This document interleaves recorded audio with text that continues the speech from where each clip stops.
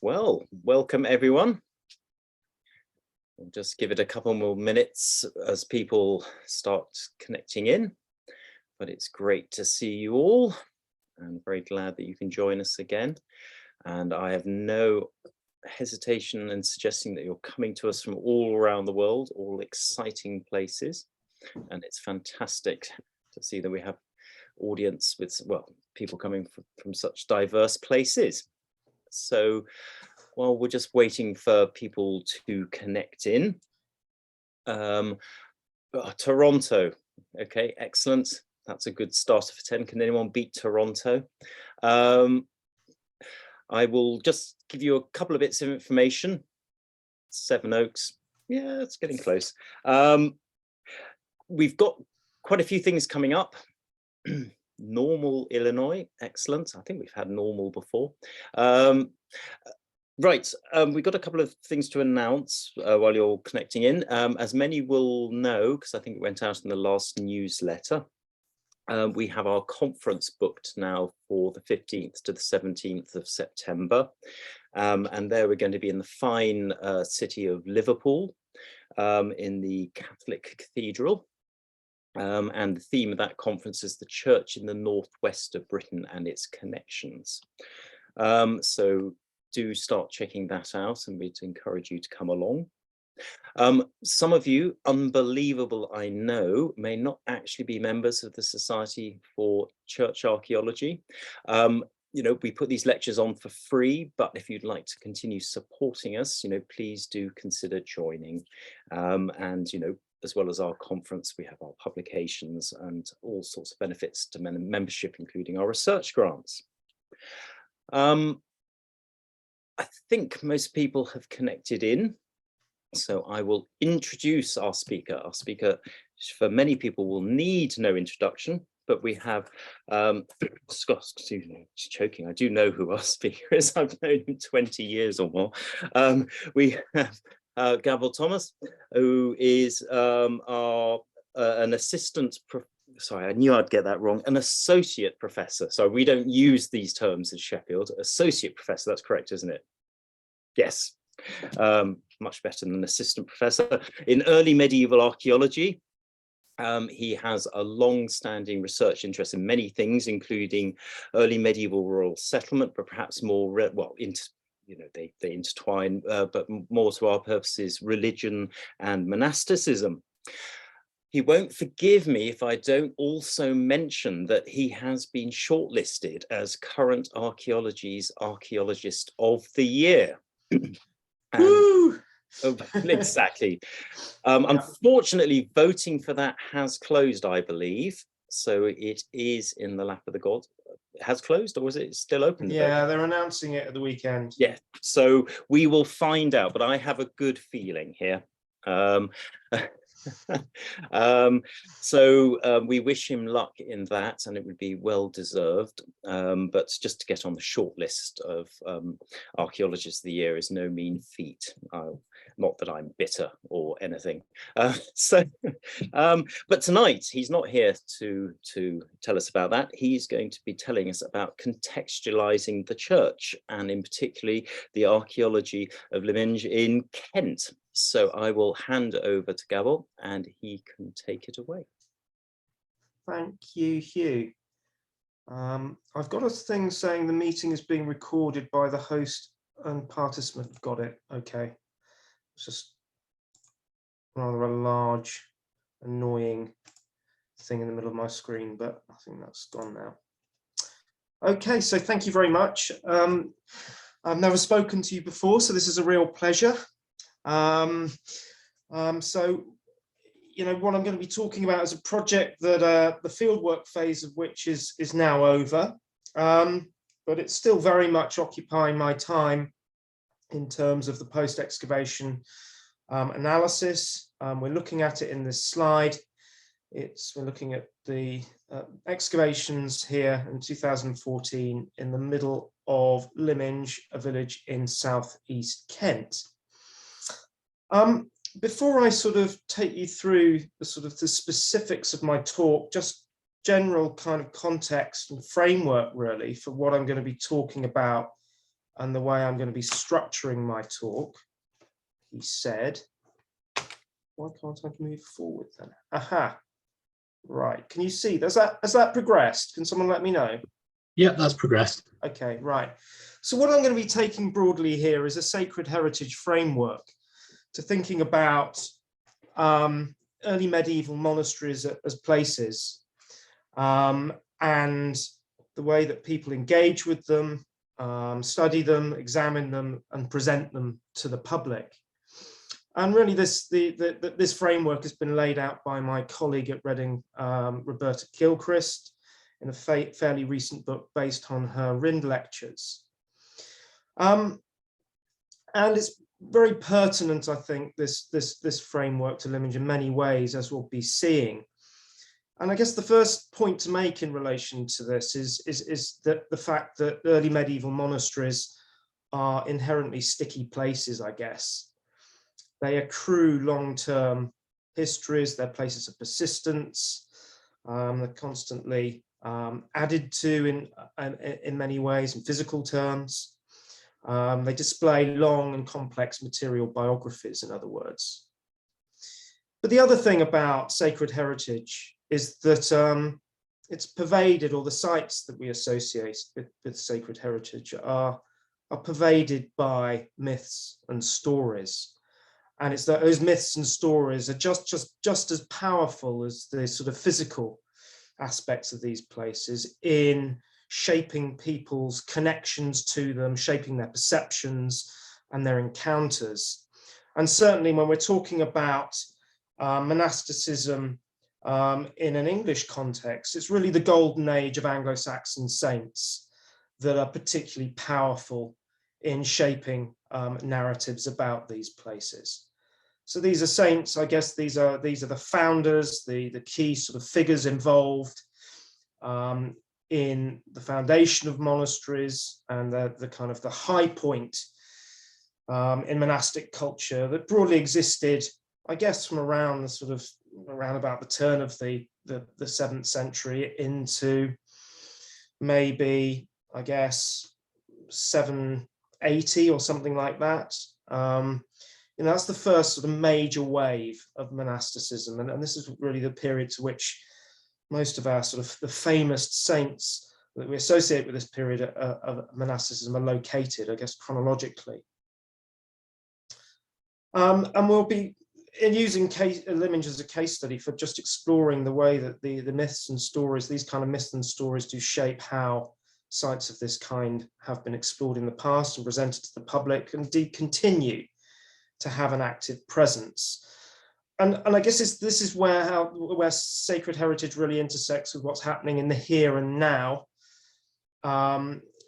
Sociologists have talked about the modern era in the West, I guess, as being one of, you know, we're at a time when people are actively seeking sort of experiences that allow them to have spiritual fulfillment in various ways, obviously with growing secularization, with the curtailing of what you, I guess, certainly with Christianity, but perhaps with other major faiths in the West.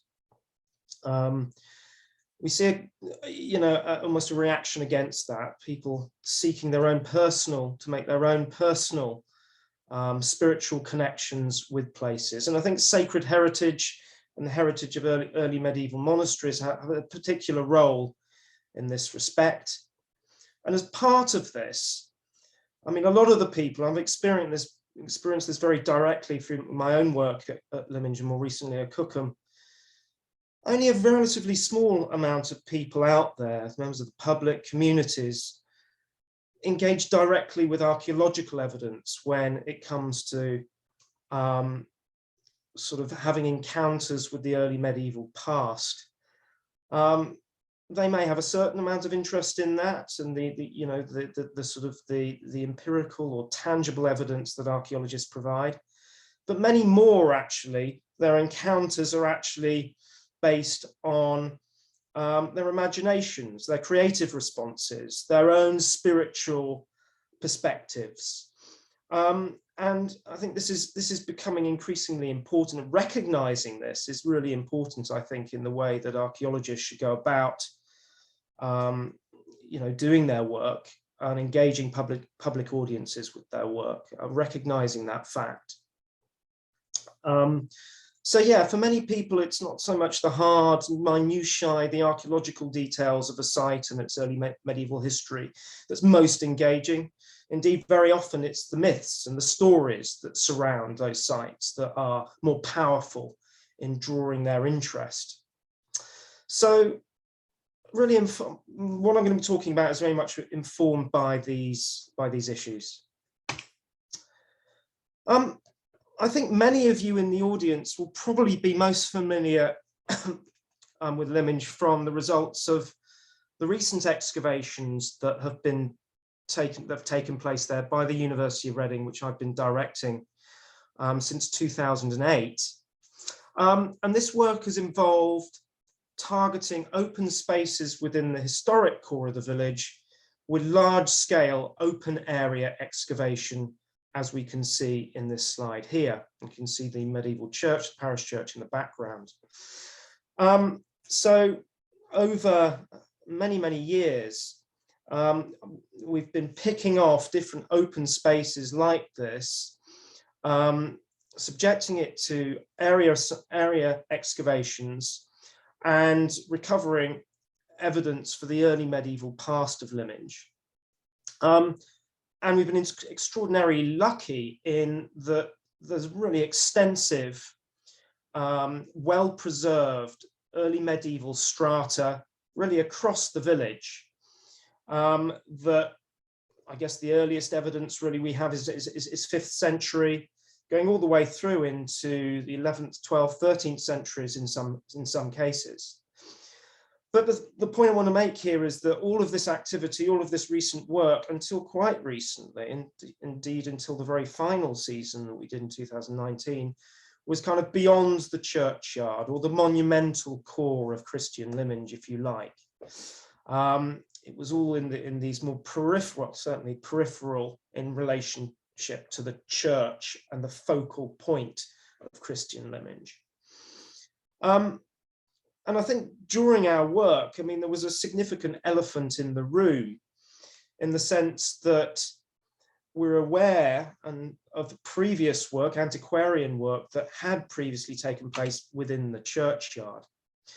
So prior to the initiation of the recent research excavations in 2008, really the previous archaeology or investigations that had taken place were all within the churchyard or immediately around the churchyard.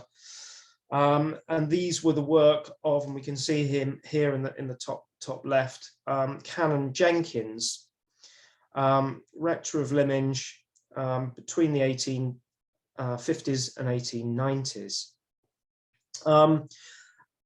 And what it was very clear that, one of the things we really, a sort of opportunity that we really wished or hoped would be possible during the scheme of large-scale excavations that we're doing, it might be possible to go back and look and re-examine Jenkins' work within the churchyard.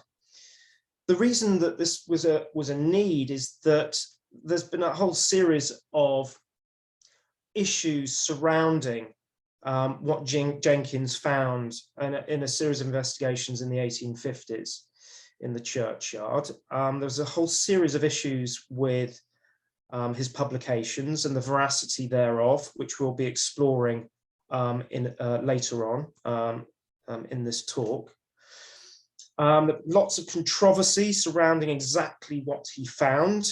It was clear from his results that he found a precursor to the Norman church, an Anglo-Saxon church, which we'll be looking at in detail, and other things besides, but just because of the problematic nature of his publications, it was impossible to gain a clear sense as to precisely what was going on and what his results were. Now, the opportunity to relook at Jenkins' work finally came in 2019 as part of a wider project funded by the National Lottery Heritage Fund, which was to basically relay the footpaths within the churchyard to make it more accessible, including to for disabled people. And that provided the opportunity, by lifting the existing, what were then the existing paths, it provided an opportunity to reinvestigate the areas that Jenkins had done, much of which we'll be looking at a moment focused on the south side of the church in the graveyard. A very small scale piece of reinvestigation happened in the early 1990s to the southwest of the present tower.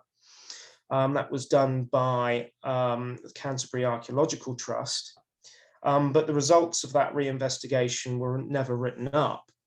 So it also provided the 2019 project, provided an opportunity to write those results up and integrate them as part of a wider reinvestigation of Jenkins' work within the churchyard and immediately adjacent areas. So that project, the 2019 project, was very much a collaboration. It was a collaboration between Lyminge Parish Council, myself as the sort of academic lead for the excavation, but it also involved members and staff from the Canterbury Archaeological Trust. In terms of day-to-day volunteers, many local residents took part, members of local archaeological societies, quite heavily involved as well. And it was very much open to the public. We had a viewing gallery installed beside the investigation. You can just about see it in this aerial shot here. So we really wanted to take the opportunity to use this very rare opportunity to dig at considerable scale within a churchyard, a medieval churchyard. Wanted to really sort of make that as open to public audience as we possibly could. So a little bit more about Jenkins and what motivated his research. So Jenkins was a real polymath. He had varied interests, including in theology, ecclesiastical history, and other subjects besides. He was very well networked. He was very active. He was an active correspondent with other antiquarians, both in Kent and beyond. And he had a very good knowledge of unpublished historical sources in the original Latin that he was able to translate. So really, he was a leading expert in the ecclesiastical history of Kent. When he arrived, he wasn't from Kent himself, he was actually from a borough of London, but when he took over the living at Lyminge, he really immersed himself in the history of the region, and particularly the ecclesiastical history. And this led him to some of the key sources that exist for early medieval Kent in relation to early monastic organizations and the growth of the church. And he became familiar with particularly the hagiography for Kent, as contained in a group of texts which were produced in Canterbury in the 11th century, called the Kentish Royal Legends. So this is a body of hagiographical works by different authors, produced in Canterbury in the 11th century when Christchurch Cathedral and St. Augustine's were really in a huge tussle over the possession of relics that they had taken over from some of the very early minsters and monasteries that existed within their kind of domain within East Kent. They kind of battled over these relics and who should possess them. And as part of that, this literary tradition was created around the origins of the relics and that they're saintly figures behind them. So Lyminge is mentioned in these sources as one of the earliest foundations in Kent, which at this period it was one of a number of nunneries, royal nunneries, which was established within the royal heartlands of Kent. Its abbesses are recorded in charters of the 8th and early 9th centuries. It had particularly close relationships historically with St. Minster in Thanet, which was really the paramount of these female institutions. And its St. Mildreth is really the matriarch, almost. You can think of her as a matriarch of these Kentish female aristocratic saints that are drawn from the Kentish royal line, the Kentish royal dynasty. So anyway, he had a good handle on that hagiography, and in particular, one strand in that hagiographical tradition is a work by Jocelyn of Saint-Bertin, and it's a particular polemic piece that's written by him. Again, it's part of this tussle between Christ Church and St. Augustine's. And this work is quite important in relation to Lyminge, or certainly in Jenkins' subsequent work on Lyminge, because it includes details that relate to the actual setting and location of the shrine at Lyminge. So in a near contemporary description of the translation of Lyminge's relics to St. Gregory's in Canterbury, Jocelyn says that Ethelburga's shrine, the patron saint of Lyminge, still recorded in the modern day dedication, was located under an arch in the north porticus beside the south wall of the church. And we'll come to see what that means in relation to the physical archaeology on the ground. So particularly influenced by this translation description, Jenkins started investigating to the south side of the church. So he'd taken on board Jocelyn's description of the arch beside the north porticus on the south wall of the church. So he started investigating that area of the churchyard, and then it kind of expanded from there. And over a series of years, he undertook excavations over quite a large area of the churchyard and immediately adjacent areas. Oh yes, so that's just a slide, just putting in a bit of the historical context. The fact that Lyminge is one of these nunneries that's established in Kent in the 7th century. This is very much drawing upon Frankish practices, monastic practices. And several of these places, and Lyminge included, these monasteries are established at pre-existing royal villas. So they have a very close connection with the Kentish royal family, both in terms of who they end up being ruled by, the abbesses themselves, but also the places where they're established. These are royal holdings. And we've got a wonderful sequence for this now. We can demonstrate that archaeologically at Lyminge, but that's not the focus of what I'm going to be talking about today. So what we soon realized in relation to the 2019 work was that it was as much about excavating Canon Jenkins' legacy as it was about excavating archaeology in the traditional sense. And, you know, one of the things that we really strive to do was to try and untangle the archaeology and what the archaeology is saying in its own right, in its own terms, and the legacy of Jenkins and his interpretations, and the way that his interpretations influenced the way that the remains were displayed and written up in his publications. So I'm going to, before talking about the actual churches and what they represent and what we found, I think it's first of all important to take you through that unraveling of the Jenkins legacy and how we're able to do that.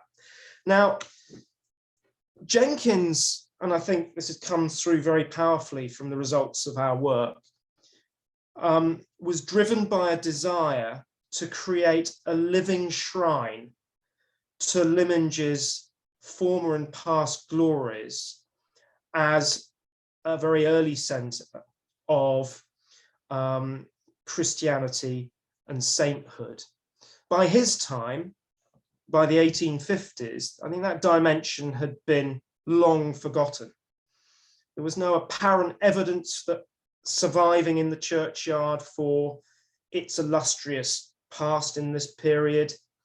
Of course, people weren't aware of the historical and hagiographical traditions at that time either.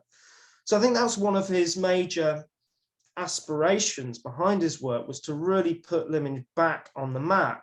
And as part of that, he made considerable efforts to display the archaeology that he found. So it wasn't just a process of uncovering it. It was very much, well, I've uncovered it, now I want to make a visual showpiece out of everything. So this becomes particularly important when it comes to probably his main and most coherent discovery, which is an apsidal church, and of the sort of, a piece with all the other known Anglo-Saxon churches from Kent and neighbouring kingdoms that belong to the so-called Kentish group. These very distinctive family group of churches that have distinctive features, including these apsidal eastern chambers. So he uncovered the foundations for one of these on the south side of the church, and it was partly overlain and straddled by the late medieval porch going into the church, which we can kind of see in this early photograph. There are issues in terms of uncovering this for Jenkins, because the main path leading into the porch literally went straight over the top of it. So he wasn't able to clear and reveal all of the apse itself. He had to maintain a mound of earth going across it, which you can see here in this sketch, to enable parishioners to go into the church through the main doorway and through the porch there. But what he did is he created a whole series of almost like sort of display installations, so that, on walking into the main door of the church, you could literally walk over the foundations and see them. You could see them around you, and in this case, there are the display grills. You could look down underneath them. So it very much is a visual showpiece. And I forgot to mention it earlier, but all of this was reburied in 1930. The parish took the decision to rebury everything because it was getting quite tatty. And that's why there's been so many ambiguities over what he found, because the evidence wasn't visible anymore. But a lot of our excavation, we're looking at the main slide here on the left here, we've got the genuine foundations for the apse around the outside, but in the middle, we've got sort of part of this mound of earth that carried the path to the porch, but this sort of dwarf revetment wall surrounding it. So this forms part of the sort of the installation. These grills, these iron display grills, were fixed into this wall as well. So we had to spend quite a long time in the excavation, as part of our 2019 excavation, just kind of dissecting all of this, try and make sense of it and what it was doing. We did have a certain amount of evidence that kind of showed us Jenkins' working practices and how his interpretations evolved. we had located some very useful sketches that were actually produced during his work in the 1850s and 60s. And the reason that these are quite important is because his main publication on what he found is somewhat later. It actually dates to the late 1880s. And we're going to be turning to look at this plan. We'll be turning to this plan on a number of occasions. By the time it gets to this point, he's created a kind of almost a very grand vision for what he thinks is in the churchyard, the south of the present day church, what was it? The parish church. And there's a huge amount of conjecture involved. I mean, to cut a long story short, what we're seeing in this picture here, this plan here, is his vision for a sort of a huge basilican style church. That's what he thinks was constructed at Lyminge. He thought in the 5th century that a grand basilican style church, not, you know, imagine Ravenna or something somewhat along those lines, was constructed at Lyminge, and then you have a smaller apsidal church that's at a later phase is almost sort of built on top of it or partly from it, or and this is all wrong, basically. There's absolutely no evidence for, scholars have long recognized that this is very unbelievable, but we've been able to demonstrate that very clearly through the archaeology. But what's quite interesting is, if you look at his working drawings, they don't show anything of the type that he later conjectures, or certainly he conjectures by the 1890s. So, you know, in terms of the realities of what he found, these are actually more, these working sketches are more trustworthy. So we were able to sort of find some useful working drawings to help us kind of figure out how Jenkins' interpretations evolved. So what we're able to show through the excavations is that Jenkins' restoration and renovation work, including creating these displays of his the archaeology he found, there's quite a strong element of fabrication and invention involved. And what he's trying to do is create links between what he's finding at Lyminge and Joscelin's narrative. He wants to show that Joscelin's narrative is still there, reflected in the archaeology that's present in the church. And what we've been able to do is thoroughly debunk a lot of that. So I just want to take you through some of these fabrications in turn. So I'm going to start with this arch niche in the south wall of the church to the west side of the porch. Now, many architectural historians, influenced by Jenkins, influenced by the hagiography and their own takes on the hagiography, have argued that this represents part of the original shrine of the Anglo-Saxon church. And it takes us back to that rather confusing statement that the shrine was located in the north porticus of the Anglo-Saxon church, but in Norman times, what they described as the south wall of the church that was then standing in Norman times. So almost the suggestion is that the north porticus and associated shrine may have been somehow incorporated into the walls of its Norman successor as a way of sort of almost like creating continuity or preserving the sanctity of the site and its shrine. That's just, it's that whole theory just it doesn't hold any water at all. So the reality of what happened here, and we've been able to piece this together through his sketches and through the archaeology as well, is that in the sort of at the junction between the foundations of the Norman church and the walling above, you've got this large slab. It's a fairly local stone from the Folkestone beds. one was pretty sure that Jenkins hacked into the wall to explore what this was, thinking it might be the top of a tomb. And then what he's done after hacking in and finding and basically seeing that there's no evidence for being a tomb at all, he's created out of reused Roman brick that's been sort of cut down this sort of arched niche above it. So it doesn't have any relationship to the Norman church or indeed to its Anglo-Saxon precursor. So that feature that's formally been argued to represent sort of one of the pieces that connects the Norman church to its Anglo-Saxon successor, that can now be safely dismissed. The other thing that we were able to show, I don't know why it isn't moving on. There we go. So because we're able to dig down below ground level, and this really did reveal the extent to what's going on in terms of his renovations. So here's his arched niche.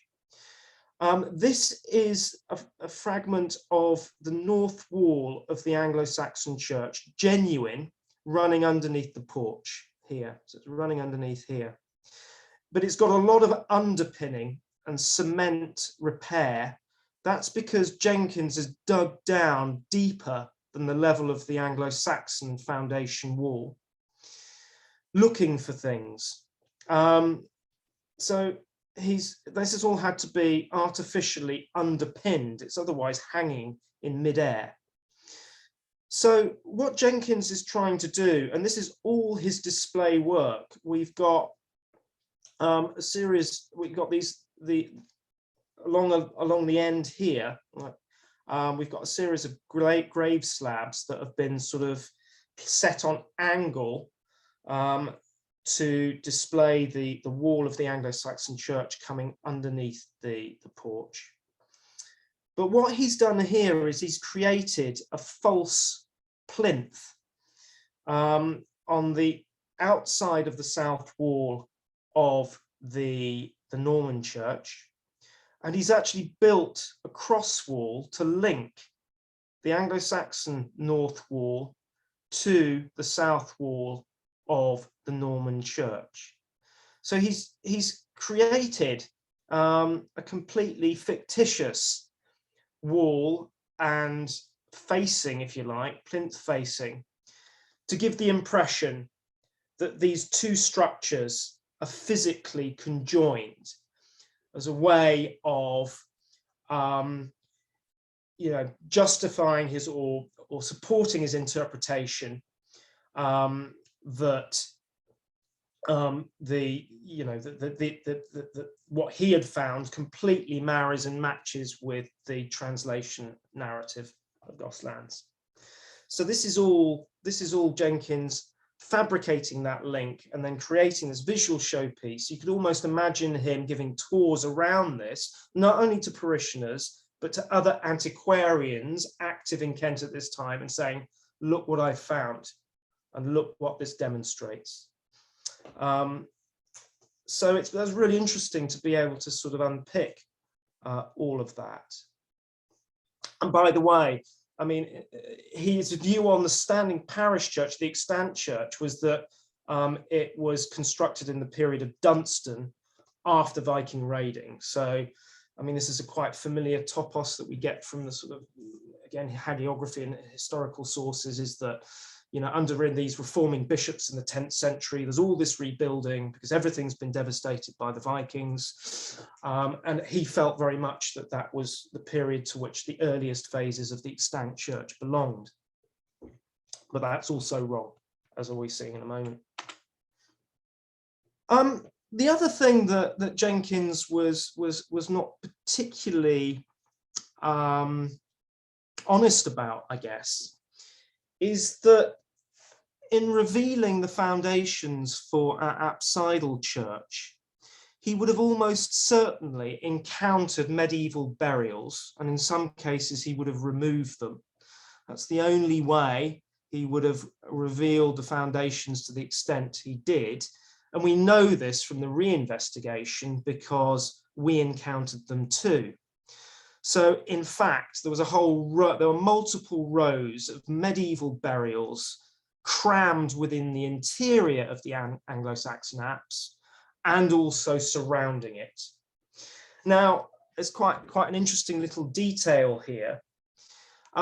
Some of these burials, and we were able to date them from pottery recovered from the grave fills, so they're around about 12th, 13th century in date.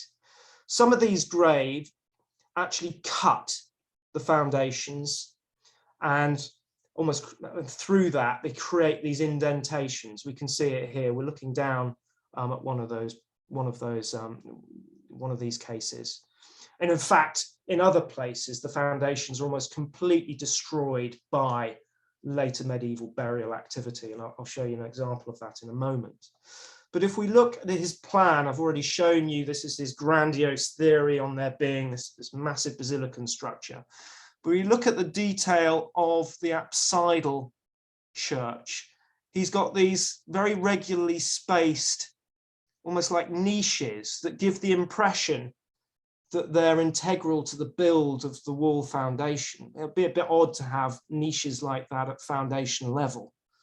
But what he's clearly done here is well, if you're kind to Jenkins, you'll say that he misinterpreted these indentations as actual genuine features belonging to the Anglo-Saxon church. If you're less generous to him, you'll say that he just deliberately falsified the evidence. He knew that these related to medieval burials, and he's tried to create something classicizing almost out of them to fit his plan there.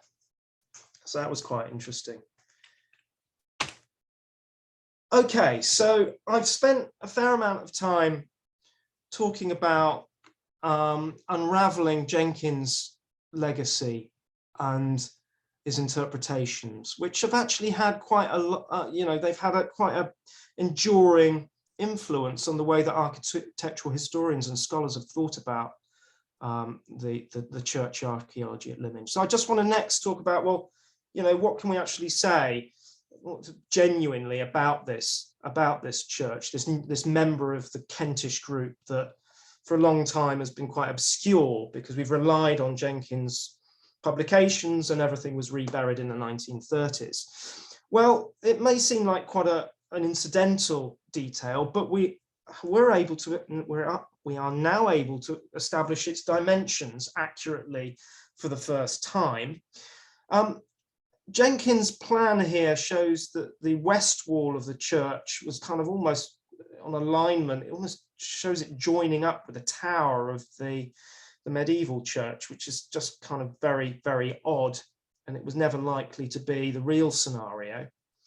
But what we're incredibly lucky to find is a tiny slither of the west wall, of the genuine west wall, that had escaped, very narrowly escaped, being destroyed by later medieval grave digging activity. So it's in its original location. It's this pink mortar, which I'll talk more about a bit later. So we can, for the first time, actually say how big this structure was. And now I give you the dimensions of the nave, and it's very small. It's very diminutive, even in comparison to other churches of the Kentish group. So it's telling us there's actually quite a lot of sort of variety and diversity within these churches. That has interesting implications for the way we think about them as a sort of a regional tradition. So it's quite a diminutive structure. So we've established that. The other sort of big ambiguity surrounding this church was the nature of the crossing. And that's partly because Jenkins didn't excavate, as I mentioned before, he didn't clear the entirety of the apse and the crossing because he had to maintain the path into the porch. So in reinvestigating the area, we were able to see precisely what's going on crossing between the nave and the apse. And what we established is that we've got these two squared piers, as one being revealed here. One of them had been on display up to the 1930s, or part of it, and it was quite heavily underpinned. I mentioned that the remains were getting quite tatty, which is why the decision was taken to rebury them. Well, there was evidence of that in various places, including in this pier here, but we newly revealed this one to its south. And what that demonstrates quite clearly is that we're dealing with a triple arcade, one of the diagnostic features of our Kentish group churches, as represented at some of the other well-known examples, such as St Mary's, Reculver. What we're also very lucky in finding or rediscovering, along with the sort of configuration of the crossing, is a fragment of a column that would have formed part of the, we think probably likely the central archway of the arcade.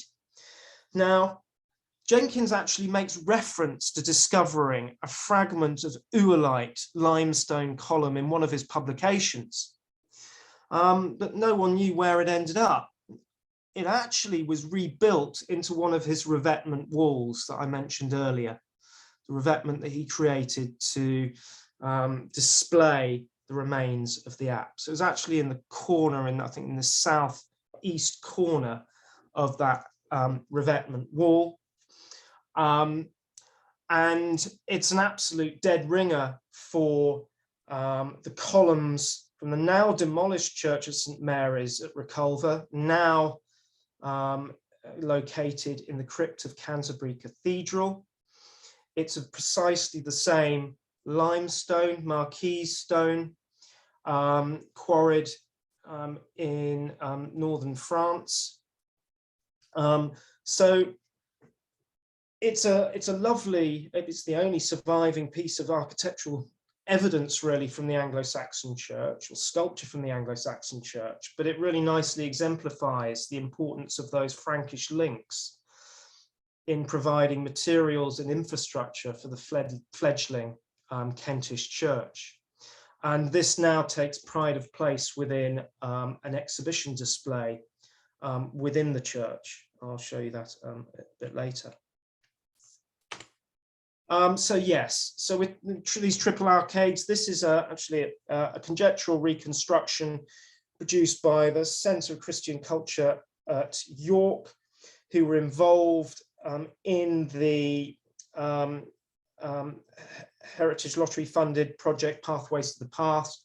So they produced interpretation materials for us. So we're looking at these very distinctive arcades that almost create a theatrical backdrop, liturgical backdrop to the altar.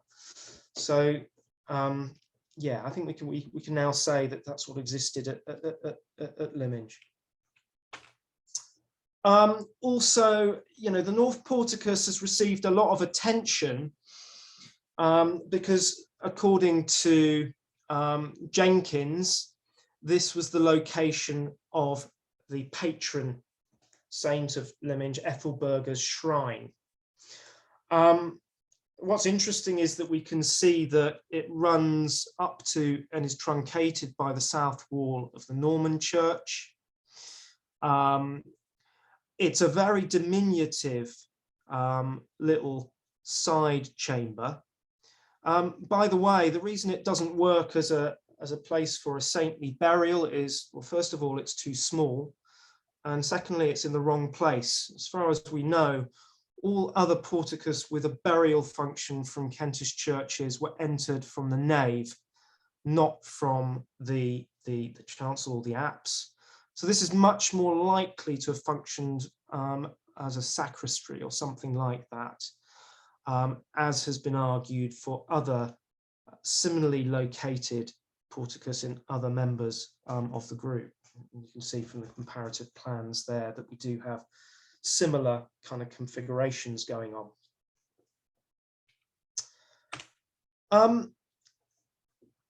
we were keen, we recognized that, because we were working below foundation, we were working at foundation level here with the remains of a church that we knew was going to be reburied again, that we really had to maximize the amount of information, squeeze as much information as possible out of what we had. And we were able to undertake a series of scientific studies on samples of the foundations that had broken away and been detached in previous kind of, as part of that reburial episode that I mentioned in the 1930s. So we put a small sort of project together funded by the British Academy and Leverhulme to subject samples to a range of different analyses. We had to go at dating via OSL, a team led by a team in Durham, and wasn't as accurate as we were hoping. I mean, we took the two samples, gave us broadly consistent sort of seventh dates that conform, with the sort of stylistic and historical dating of this church of the 7th century. They're broadly consistent with that. So I guess the technique worked at that level. I mean, ideally, we would have liked better resolution that would tell us is this earlier or later 7th century, but that wasn't possible.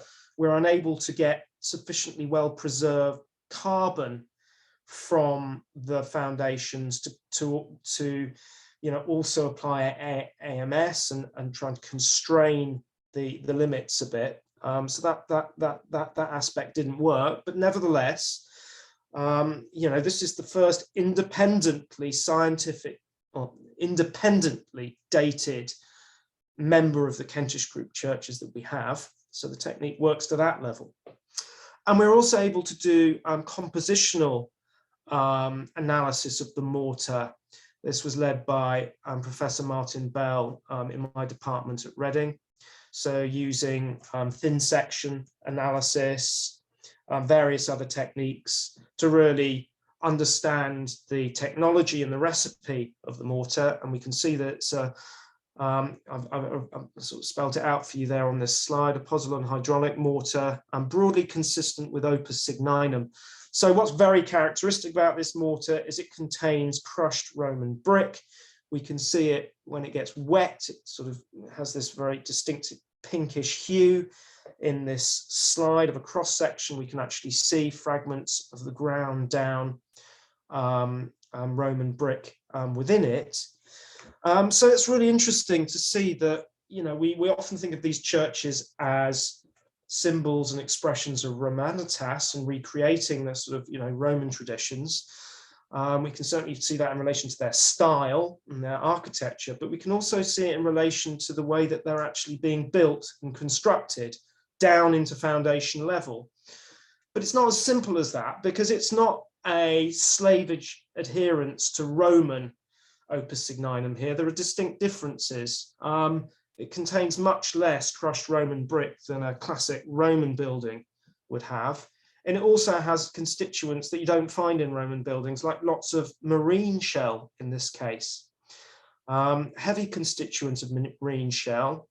And that's, we think, coming along with the aggregate. We've got small beach pebbles being used as aggregate. So literally they're taking bucket loads of beach gravel and they're carting it back to Lyminge, and that's getting incorporated into the mortar. So it's an interesting sidelight. I mean, one of the things about Lyminge that's come through more generally from the archaeology is the strength of the coastal links that it has, particularly from around the end of the 7th century.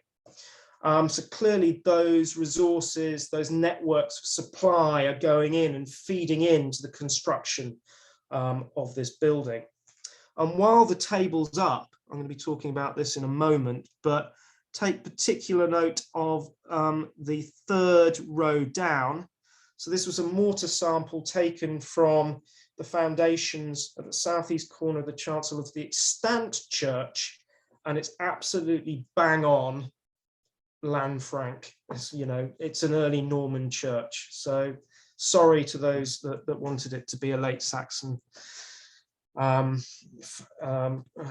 sort of date. It's got nothing to do with St Dunstan. So that's unfortunately, another one of Jenkins' theories that has been debunked.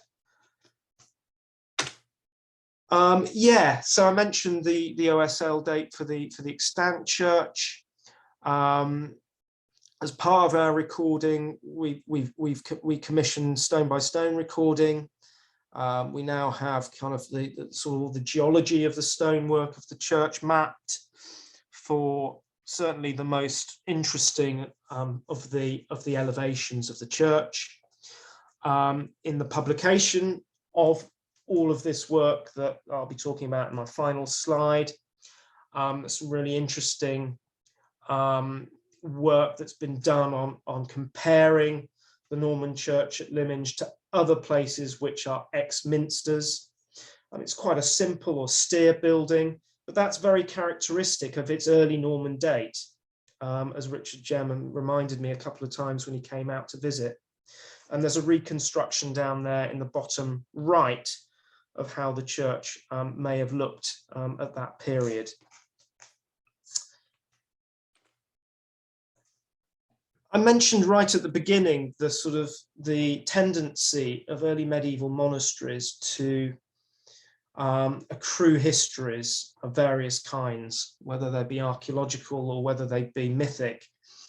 And what's quite interesting is that still within the bounds of the churchyard, there's significant building activity that doesn't directly relate to the Anglo-Saxon church, or indeed the present extant church.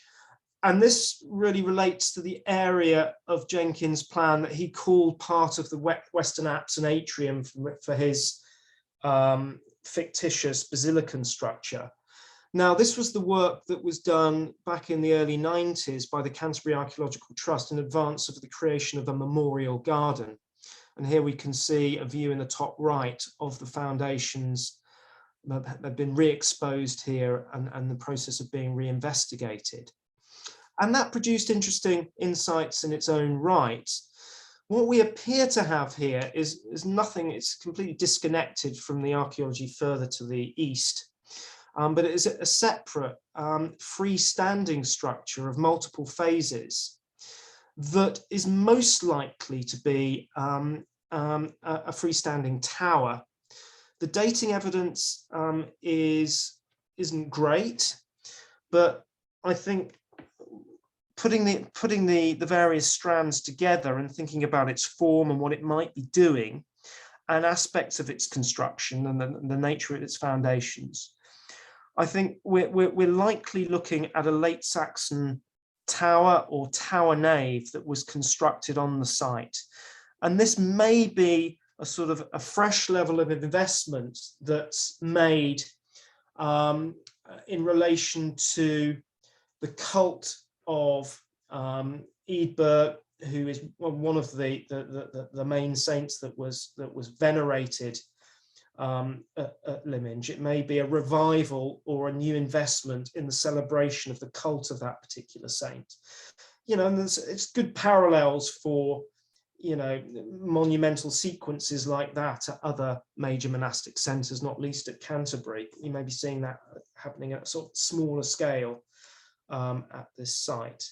And certainly now with Michael Shapland's work, we've got a good context for tower naves being established, both an expression of secular and ecclesiastical lordship. And here it's very much in the latter.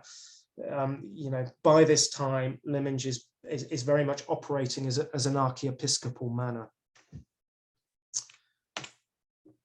And really taking forward that theme of archiepiscopal lordship at Lyminge, what we're also able to find new evidence for, some of them are structures associated with an archiepiscopal residence that was established at Lyminge, certainly by the mid-12th century. It's quite short-lived.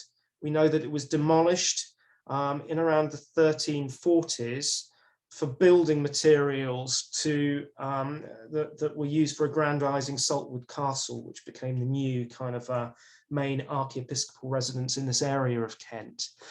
but we were able to open a trench under a path leading to the war memorial in the new part of the cemetery. So this is a part of the cemetery that first started being used in the 1880s. But we found these really substantial foundations for a medieval tile building that must be one of the main buildings for within the curia of that archiepiscopal residence.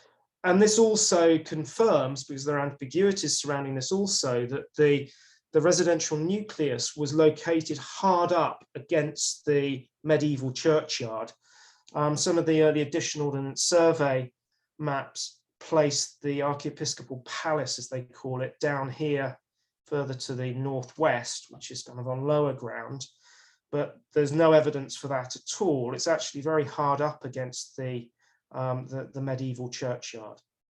So that's another sort of significant result of the 2019 investigations. I haven't really got very much time to talk about this, and the main sort of academic publication based on the 2019 work goes into much more detail.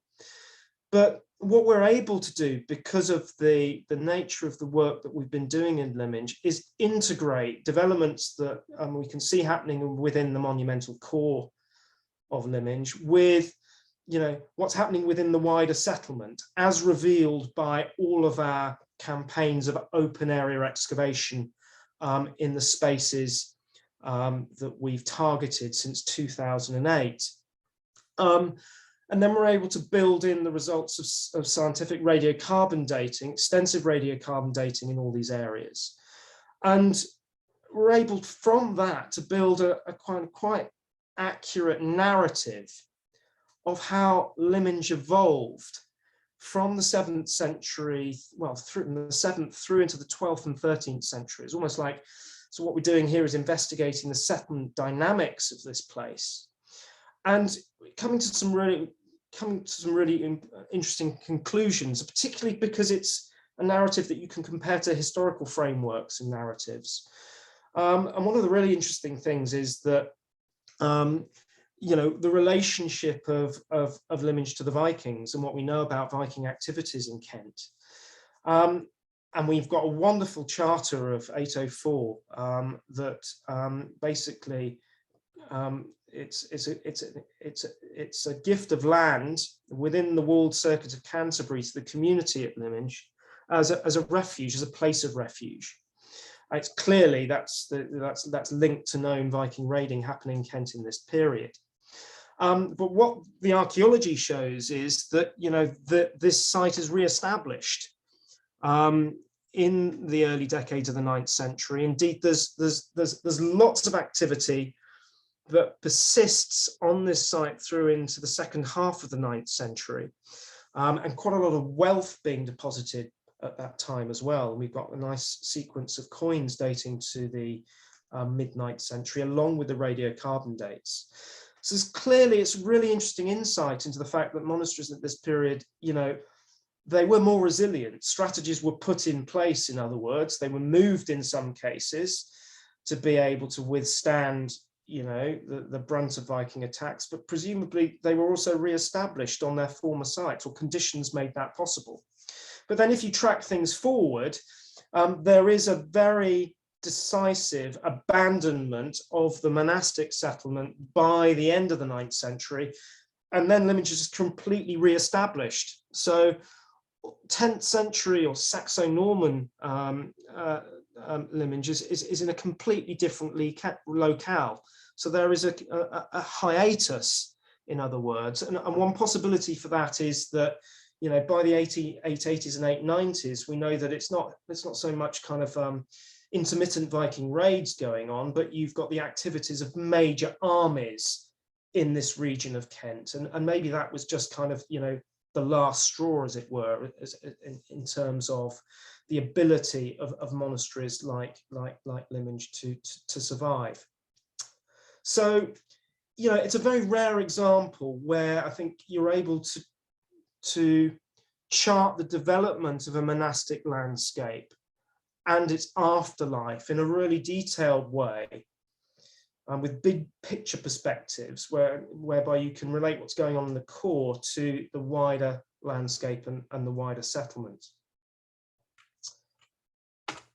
And also, I just want to sort of end by talking about some new legacies that we've established in relation to the project.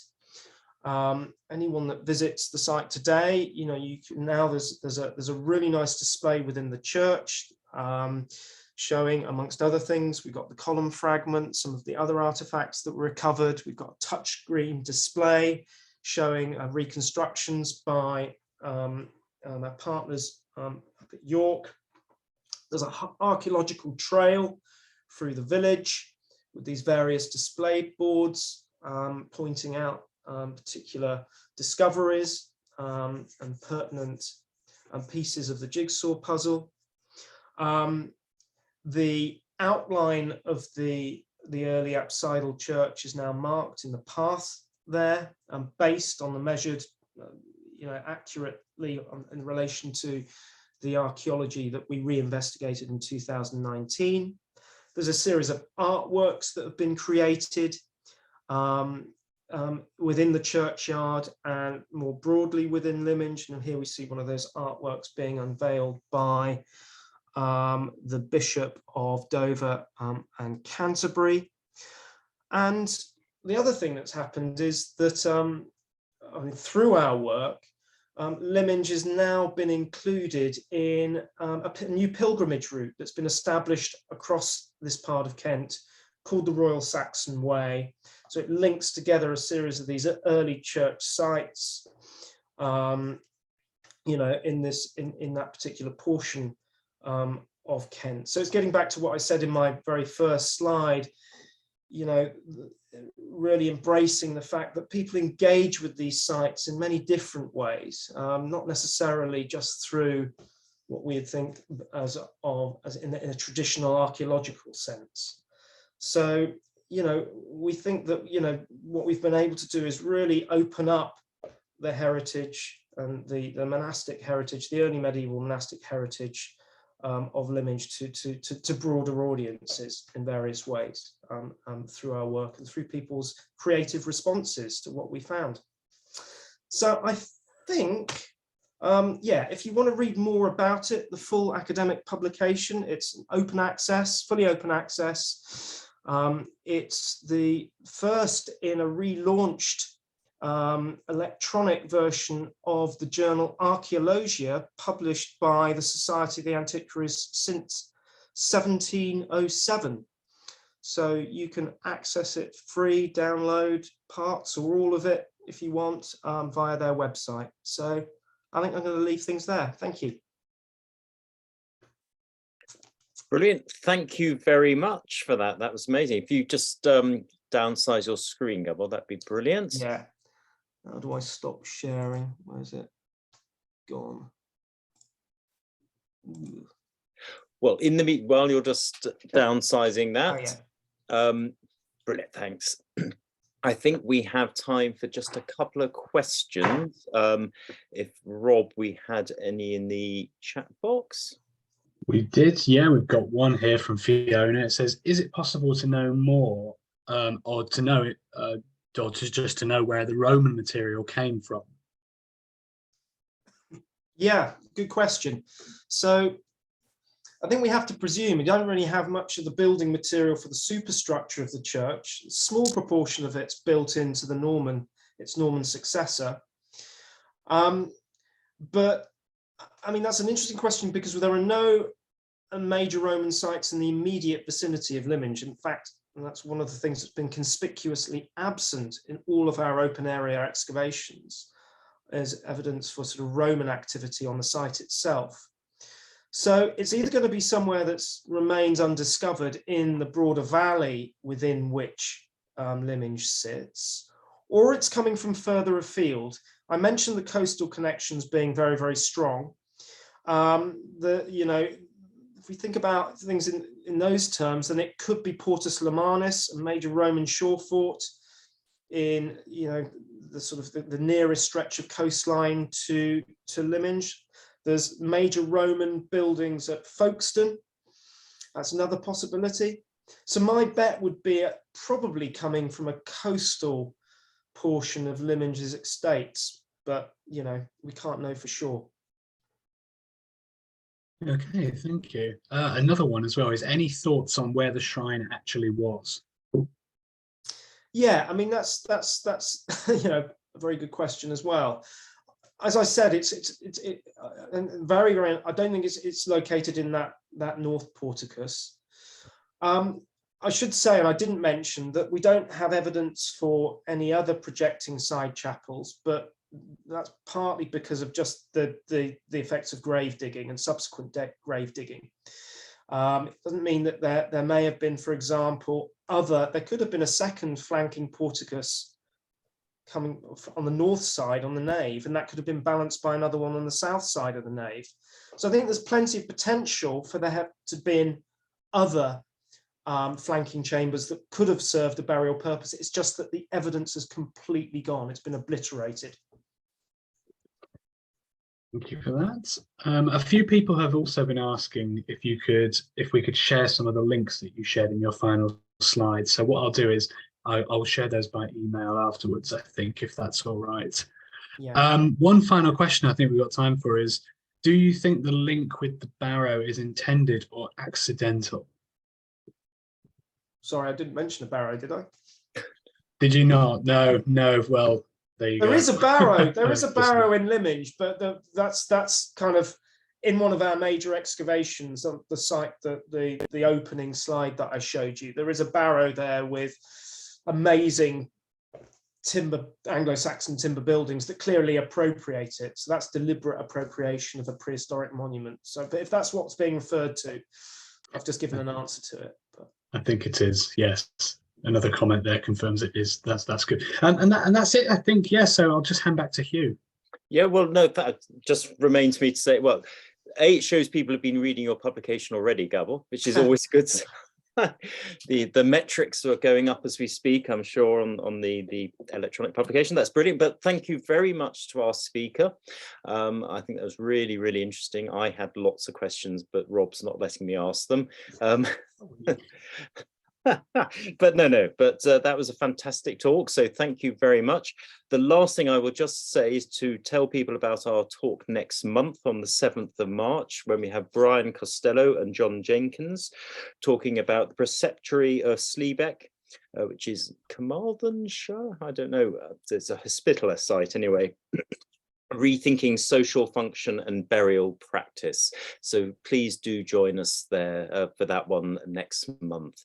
Otherwise, thank you all for joining us. And again, thank you to Gabor Thomas, our speaker.